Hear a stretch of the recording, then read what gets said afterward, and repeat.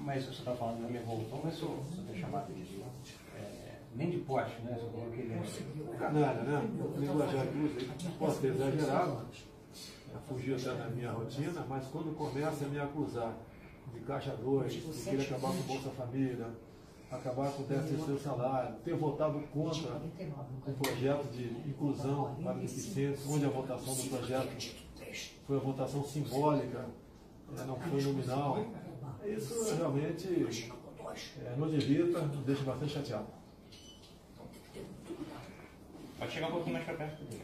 Aqui, tá bom? Vai começar ou já está valendo? Agora vai começar. Agora vai começar? Agora vai começar. Primeiro faz só o treino. É porque a gente precisa de imagens suas sem o microfone, né? Show. Toda essa questão do WhatsApp, até o PT está pedindo a impugnação da candidatura por causa da reportagem da Folha de São Paulo. Que atitude o senhor pensa em tomar? Que atitude o senhor pretende tomar em relação a isso? Sempre a Folha de São Paulo. Tá? E a ação do PT e do PDT, junto ao TSE, foi pegar essa matéria e mandar para lá. O título é uma coisa, o corpo da matéria é outra. Não existe a menor chance de prosperar mais essa fake news da Folha e também agora propalada pelo PT. Não tenho amizade com empresários, nunca pedi isso para empresário nenhum, sei que isso daí contraria a lei. Agora, o que pode acontecer talvez algum empresário aí até instigado pelo PT, né, ter feito uma ação dessa daí para tentar jogar a culpa em cima de mim. Agora, são milhões e milhões de pessoas que trabalham no Brasil pela minha campanha. São os robôs do bem, né? Milhões de pessoas que voluntariamente trabalham por mim. Não tenho qualquer ingerência, nem tenho recurso para pagar essas empresas. O seu adversário disse hoje que o senhor é diferente do período militar, do regime militar aqui no Brasil, porque diz que o senhor não é nacionalista e até tem usado na campanha o senhor batendo continência para a bandeira americana. O que o senhor tem a dizer sobre isso?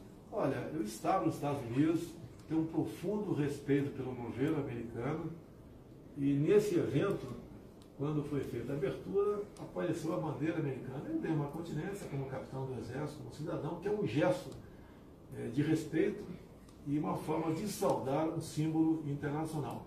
Eu saúdo a bandeira americana, não como ele saúda uma bandeira cubana. Agora, ele tem batido na tecla, chamando o senhor para o debate e dizendo que o senhor só está tendo esse resultado porque não está se expondo, está se escondendo nas redes sociais.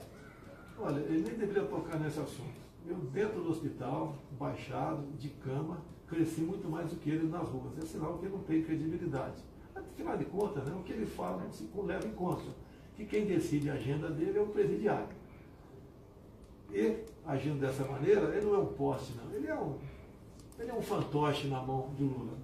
Ele vai debater o que com ele? Se ele não vai ter autonomia, né, caso seja presidente, para nomear até uma pessoa mais humilde do seu gabinete. Ele disse que o senhor não é favorável à imprensa livre também. Olha, está no plano de governo dele, o controle social da mídia e da internet. Deve ter mudado agora. Porque ele é um verdadeiro camaleão. Ele foi receber a hóstia com a sua vice, que publicamente diz que não acredita em Deus, que é favorável ao aborto, que é favorável à discriminação das drogas. Então, é uma pessoa que tem um comportamento diferente durante a campanha, né? Diferente do que terá depois das eleições. Então, não merece credibilidade. Ele quer debater por quê? Toda live que eu faço dá em média 250 mil pessoas online. A dele não dá 500. Agora, ele tem tudo para mostrar o que o PT fez ao longo de 13 anos. Né? Corrupção, que é o mensalão, a questão do petrolão, como eles quebraram estatais, entre elas aqui a nossa Petrobras, como eles arrebentaram com o fundo de pensões, ele dizer por que emprestou dinheiro do BNDES para a ditadura de todo mundo, por que o Brasil partiu para o viés ideológico para seu comércio exterior, por que a violência aumentou no Brasil depois do estatuto, do desarmamento. Tudo deu errado com o PT. Eu não preciso fazer fake news para mostrar que o que ele prega não é verdade e seria péssimo para o Brasil a volta do PT. No debate, essas diferenças não ficariam ainda mais claras? E não teria até mais êxito? Olha só, no dia 6 eu levei uma facada por um elemento que até 2014 era filiado ao PSOL, que agora apoia o PT. Foi uma facada de profissional, ele rodou a faca na minha barriga. não só os médicos da Santa Casa, lá em Juiz de Fora, minha coluna de São Paulo, falar que eu estou vivo por milagre. Eu posso te mostrar aqui. Levei 35 pontos. Estou com a bolsa de colestomia. Os médicos falaram que eu estou liberado com restrição. Se eu for submetido a uma situação de estresse, pode romper aqui a colestomia. Eu não vou arriscar a minha vida para satisfazer a vontade dele. Ele e sua coligação tem mais de 500 milhões para a campanha, tiveram. Tem ali militantes no Brasil todo. Tem uma rede enorme de filiados em todo o Brasil. Por que não consegue vencer uma pessoa que não teve tempo de televisão, foi 8 segundos apenas, o fundo partidário é inexistente, para nosso clube apenas 3 milhões, eu não usei a parte desse fundo partidário. Em grande parte eu tive, não é toda, né, mas uma parte considerada da mídia contra mim, uma fábrica de fake news contra mim, dizendo que eu vou acabar com o fundo eu vou acabar por exemplo, com Bolsa Família, 13º, entre outras mentiras, porque não consegue crescer, porque ninguém acredita mais nele. Então não vou arriscar a minha saúde, inclusive eu comparecer a um debate, eu tenho que me deslogar. E eu tenho indícios, né, que chegam para mim de fontes confiáveis que um novo atentado pode acontecer. Então ele que está na rua, ele que está tendo liberdade, que consiga mudar o quadro eleitoral no momento. Eu acho muito difícil. Está perdendo para alguém que ficou hospitalizado por muito tempo e fez campanha nas mídias sociais. E qual vai ser a sua primeira medida, além de nomear o Ministério? Olha, é apresentar esse pacote de medidas, que em parte eu conversei com muitos parlamentares. Não vamos apresentar nada sem conversar com os parlamentares, mas eu pretendo ter a certeza que essas propostas serão aprovadas de forma racional por parte do parlamento. Não teremos a política adotada pelo PT, como tentou comprar no passado e comprou, né, durante o primeiro governo Lula, através do mensalão. Jair Bolsonaro, candidato a presidente do PSL. Como é que o senhor está vendo o resultado das pesquisas? O senhor brincou, né, que estava com a mão na faixa, mas depois deu uma arrefecida, assim, uma amenizada no discurso? Não, quem falou mão na faixa foi um de vocês quando perguntou para mim.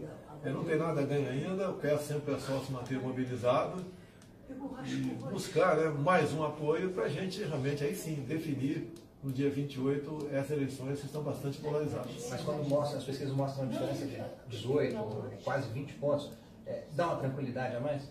Olha, eu nunca acreditei em pesquisas, até porque ninguém jamais inflaria meus números. Mas como está aí, não só o Datafolha como o Ibope, dando 18%, dá uma certa tranquilidade para a gente. São números que normalmente, dificilmente, serão revertidos até o segundo domingo.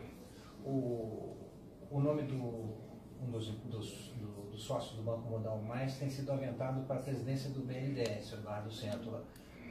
O senhor confirma alguma negociação com ele? Tem outros nomes que já estão aí sendo discutidos ou quase já decididos para um eventual governo centro? Olha, eu tenho pouco conversado com o Paulo Guedes nos últimos dias. Eu dei carta branca para que nomes fossem sugeridos. E esses nomes chegarão ao nosso conhecimento depois das eleições. E nós decidiremos a efetivação ou não. Agora, o que eu pedi ao Paulo Guedes é realmente aquilo que todo mundo quer. Um dólar competitivo, né? Não só para quem exporta nem como importa, a taxa de juros mais baixa possível, uma inflação dentro da meta, buscar maneira de diminuirmos a nossa dívida interna sem aumentar impostos, reduzir a carga tributária, desburocratizar, desregulamentar. Tudo isso eu botei na mesa. Ele falou que é possível atingir sim. Privatizar não é tudo não, mas grande parte das estatais, até teremos um olhar para os funcionários, um olhar para a questão se essa estatal está atingindo sua função social, se ela é deficitária ou não, e levar em conta o que são empresas estatais estratégicas. Então, tudo isso foi conversado e ele disse que tem condição de atingir esse objetivo. E, obviamente, esses nomes chaves, né, a sugestão virá por parte dele para ver se a gente aprova ou não. Falando de nomes, o senhor já mostrou 3 nomes do seu futuro gabinete, caso eleito. Tem mais algum já confirmado? Tem um quarto nome, seria o último até as eleições, está na iminência de nós nos acertarmos. Tem um tenente-coronel da Aeronáutica, o Marcos Pontes, o astronauta. É uma pessoa que é conhecedor com profundidade em que acontece na ciência, na tecnologia do Brasil, ou melhor, o que não acontece. E ele é uma pessoa que é patriota, tem conhecimento, tem vontade de mudar as coisas e tem uma iniciativa muito grande, além de estar perfeitamente inteirado, dentro e fora do Brasil, dessa área tão crítica e deficitária para todos nós. O que falta para esse anúncio oficial? Conversar um pouco mais. Nós não podemos anunciar alguém e depois dizer que não é mais ele. Todos os nomes anunciados até agora está mais do que acertado e dificilmente serão mudados esses 3 nomes, né? Se é da Economia, o Paulo Guedes, da Defesa, o General Heleno, e da Casa Civil, o deputado Onix Lorenzoni. E em relação à questão econômica, saiu uma reportagem do Estadão também falando que um dos estudos da sua equipe econômica seria a desoneração da folha, mais diferentemente do que foi feito no governo Dilma, que foram alguns setores específicos, seria uma coisa mais ampla para tentar diminuir os custos para o empresariado e gerar mais emprego. É isso que o senhor disse? Isso que o senhor quer dizer quando fala tirar o Estado do cangote do empresário? Olha, tem a ver com muita coisa. A Inglaterra, 20 e poucos anos atrás, diminuiu sua carga tributária. O Trump mesmo diminuiu e deu certo. Sabemos que existe diferença entre nossas economias. Mas se nós deixarmos como está, temos a certeza que o Brasil quebra. E nós temos que arriscar. E essa forma de arriscar é sem causar mais sacrifício, transtorno para a população brasileira. Mas o senhor confirma essa hipótese, esse estudo? Está estudado, estudo sim. Até porque nós não queremos fazer como governos anteriores, onde apenas setores que interessavam, a gente chama de amigos do rei, foram contemplados. E com isso, eu acho que a desoneração tem que atingir de forma positiva todo o setor produtivo brasileiro.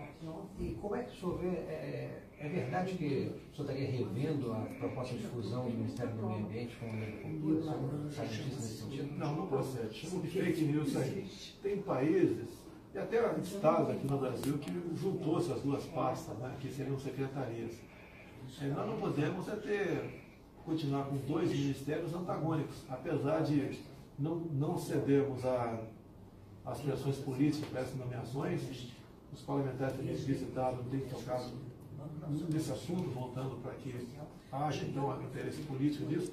Essa questão de fusão, a revisão da fusão do Ministério da Agricultura e do Meio Ambiente está descartada? Não, até o momento está garantida essa fusão. Eu tenho dito, inclusive, que o ministro desse superministério será indicado pelo setor produtivo. Logicamente que a bancada do agronegócio e que trata também da agricultura familiar terá seu peso nessa indicação. Nós não podemos ter o progresso do Brasil levado para o lado xiita, como, por exemplo, licenças ambientais. Muitas vezes você quer fazer alguma coisa e essa licença leva mais de 10 anos, você não pode continuar acontecendo isso. A questão da multagem também, que as multagens, de acordo com a emenda à Constituição 81, leva para a expropriação do imóvel. E isso é uma pena que extrapola a pessoa que, porventura, tenha cometido esse delito. E essa fusão, com toda certeza, além de pacificar essa área tão importante para nós, trará tranquilidade ao setor produtivo, que é um dos poucos que está dando certo no Brasil. O deputado Onix Lorenzoni falou de uma possibilidade de cortar 20 mil cargos comissionados, se não me engano, logo no início do governo. Como é que seria isso? Eu acho que ele extrapolou nos números, já conversei com ele, tanto é que eu não sabia o número exato. Pretendemos diminuir sim os cargos de comissão, mas os comissionados são muito importantes para a governabilidade. Eu, como parlamentar, 28 anos deputado federal, usei desse tipo de serviço. E, por exemplo, tem ministério que você vai precisar sim do trabalho dos comissionados, até porque, de acordo com o Ministério, existe uma maior ou menor aparelhamento ideológico daquele Ministério. E os comissionados são muito bem-vindos nesse momento. Mas existe o interesse, a ideia de cortar, e qual o percentual, qual o quantitativo seria? Nós temos em torno de 23 mil comissionados, pelo menos metade nós cortaremos. Tá? Essa que é a nossa intenção. Nós achamos que o número é exagerado para as necessidades do Brasil. Da última vez que a gente se encontrou, o senhor chegou a falar da intenção de ter Forças Armadas fazendo um patrulhamento nas ruas, mas diferentemente do que está sendo feito aqui, que o senhor até falou que vai acabar a intervenção não vai renovar a intervenção caso o senhor seja eleito. Como é que seria isso? Como é que seria essa participação das Forças Armadas no patrulhamento de rotina? É isso mesmo, eu entendi errado? Olha, o presidente da República tem que ter responsabilidade. Essa intervenção aqui no Rio de Janeiro nasceu na quarta-feira de cinzas, sem qualquer planejamento. O próprio comandante militar do Leste, o comandante do Exército foram surpreendidos. As Forças Armadas não podem continuar sendo tratadas dessa maneira. E o jargão militar, quem dá missão dá os meios. Nós não podemos colocar as Forças Armadas na rua sem uma retaguarda jurídica. Imagina um soldado engajado com 21 anos de idade, em havendo um confronto, e ele, por exemplo, vindo atirar, e o marginal morrer com mais de 3 ou 4 tiros, ele responder por excesso. Ou colocá-lo, não no banco dos réus, que não tem mais tribunal de júri para o caso de eventos como esse, né? Mas colocar uma auditoria militar para ser condenado entre 12 e 30 anos de idade. Costumo dizer, estamos em guerra, ninguém nega isso. E se estamos em guerra, nós devemos comportar como soldados em combate. O militar entrando em operação, o lado do inimigo, aqueles que portam armas de guerra, caso venham a ser abatidos, do lado de cá, o nosso soldado tem que ser condecorado e não processado. Mas a ideia é ter as Forças Armadas no patrulhamento de rotina, pelo menos nas cidades mais perigosas? Se o parlamento nos der os prudentes de licitude, botaria sim as Forças Armadas na rua, ouvindo o meu ministro da Defesa e bem como o respectivo governador daquele estado. Não podemos ser inconsequentes e colocar um garoto desse, de 20 anos de idade, que tem seu time de futebol, que tem sua namorada, que quer ir para a praia, que tem uma vida, né, tem uma esperança pela frente, e de repente, vislumbrando a possibilidade de, ao cumprir a missão, ele pegar uma pena de 12 a 30 anos de cadeia. Isso tem que deixar de existir. Não quero dar carta branca, nem para as Forças Armadas, nem para as Forças de Segurança matar. Agora eu quero dar a garantia que eles possam reagir, se for o caso, abater o outro lado e não ter punição. O pessoal diz que os 6 primeiros meses geralmente são a lua de mel entre o executivo, né, ser o governador eleito e a Assembleia Legislativa, o prefeito e a Câmara, o presidente e o Congresso. O que o senhor planeja? Quais são as prioridades, os projetos que vão ter prioridade para serem aprovados nesses primeiros meses, caso seja eleito? Olha, é um pacotão de medidas. Ao longo dos últimos 2 anos, muitas delas eu debati individualmente com parlamentares na Câmara. Temos dentro da Câmara, nesse primeiro contato nosso, em torno de 120 parlamentares que quase por unanimidade aprovaram essas propostas. A primeira medida, obviamente, é você nomear os seus ministros. E daí sim, esse ministro, com conhecimento de causa, com patriotismo, com liderança e com iniciativa, colocar em prática essas propostas. Obviamente, 90% do que queremos propor passa pelo parlamento. Mas só pode elencar algumas? Pode, porque quando você fala em agronegócio, nós temos que ter uma segurança jurídica própria do campo. Não pode o fazendeiro hoje, né, acordar ou ver uma notícia de jornal onde a terra dele vai ser demarcada como terra indígena, uma nova portaria do Ministério da Justiça. E tem que deixar de ocorrer. Não podemos ver um fazendeiro, por exemplo, ter a sua terra invadida, ele ganha na justiça a reintegração de posse, mas o governador daquele estado, por ser de esquerda, simplesmente não bota em execução a reintegração de posse junto à sua polícia militar. Isso que nós queremos mudar. Queremos tipificar as ações do MST e MTST como terrorismo. Passa pelo parlamento brasileiro. A propriedade privada, quer seja urbana ou rural, ela é sagrada e tem que ser tratada dessa maneira. Então, as medidas, como disse, visa atender a garantia da propriedade privada. Estarem entre as primeiras enviadas para o Congresso. Até outras também teremos que apresentar, né? E, obviamente, não são traumáticas, no meu entender. Eu acho que nós vivemos em sociedade, vivemos em paz e harmonia, as leis têm que ser respeitadas. E invasão de propriedade, repito, quer seja urbano ou rural, não pode continuar acontecendo no Brasil.